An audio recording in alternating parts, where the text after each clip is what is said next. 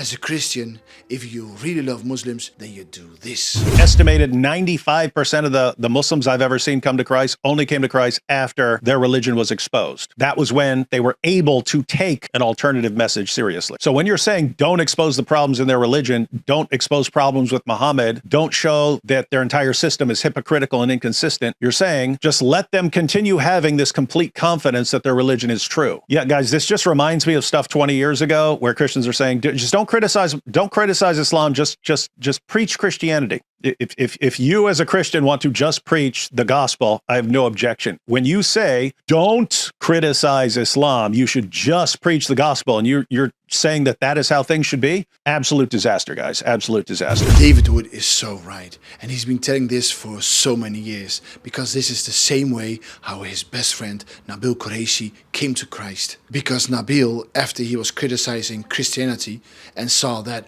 it was reliable, he still believed for 100% in Islam. And the only way that Nabeel got liberated from Islam was by critiquing Muhammad, by critiquing Islam. So that's why 95% of all ex-Muslims left Islam after Islam was being exposed by people like David Wood or Sam Shamoun or so many other apologists. And we have to be grateful that we live in the West with a free internet, although free, mostly free, where we can connect with other people and talk about so many issues and even debate issues. That's how so many Muslims got engaged with debates with Christians about Islam. And because since the 90s, Islamic books like Sahih Bukhari and Sahih Muslims have been translated into English, we can now read who Muhammad actually was. And that information exposed Islam. But the only way how to do that was to be critical against Islam and to be critical against Muslims. Although people like David Wood got so many backlash from this, but he still did that because he loves Muslims. He wants them to be free of the chains of Islam. But as it happens in so many ways, fellow Christians